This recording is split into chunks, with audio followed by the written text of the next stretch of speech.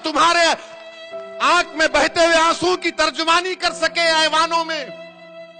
याद रखो नौजवानों, मेरे बुजुर्गों, मेरी इज्जतदार मां और बहनों, मैं जिम्मेदारी के साथ अर्ज कर रहा हूं, अगर आप ये सियासी हिकमत अमली तय नहीं करेंगे तो फिर नहीं मालूम मुस्तकबिल में क्या क्या होने वाला है। सोचो थोड़ी देर के लिए, अगर हिंदुस्तान की लोकसभा में अगर आपके 10 से 15 एमपी होते, सोचो, तस्वुर की दुनिया में आपको लेकर जा रहा हूं, अगर 10 से 15 मुस्लिम एमपी होते तो हिंदुस्तान की पार्लियामेंट में असदुद्दीन ओवैसी अकेला महसूस नहीं करता अपने आप। मैं अकेला महसूस नहीं करता, यकीनन अकेला महसूस किया मैं। सुनो भाई सुनो, नारेबाज में सुनो, क्यों अकेला महसूस किया मैं? सबके पास जाकर समझा रहा था, हर एक के पास गया, और खुदा की कसम मुझे जिंदगी में कभी इतना अकेलापन महसूस नहीं हुआ। मैंने अपने हाथों से अपनी बाप के जिस्म को खबर में उतारा, उस वक्त भी अकेलापन महसूस नहीं हुआ जब मैं अपनी आंखों के सामने देख रहा था कि मेरी शरीयत में मुदाखलत की जा रही।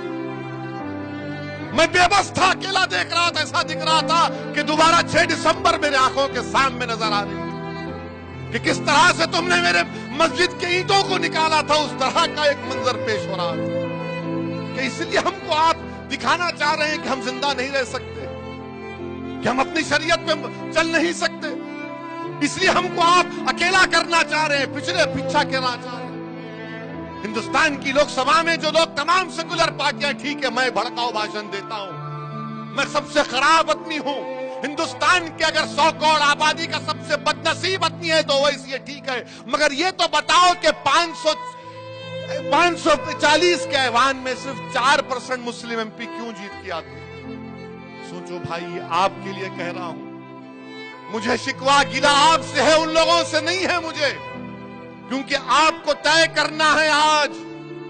अगर आज आप ये सो जाएंगे कि नहीं नहीं वो है ना, आप क्या करेंगे, मुतबादिल नहीं हमारे पास, ठीक है हराओ मोदी को।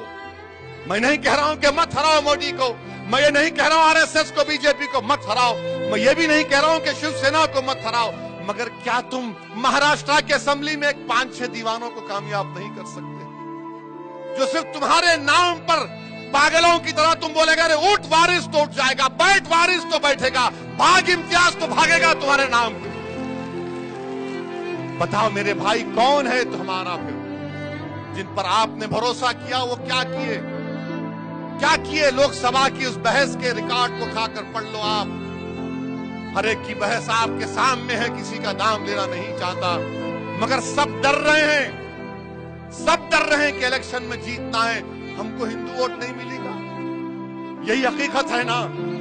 और फिर हमसे आके बोलते, खामोशी में आके बोलेंगे, देखो भाई 19 का इलेक्शन आ रहा, मोदी को हराने का है, हम मोदी को नहीं डाले वोट, ना हम कभी डालेंगे इंशाअल्लाह ताला।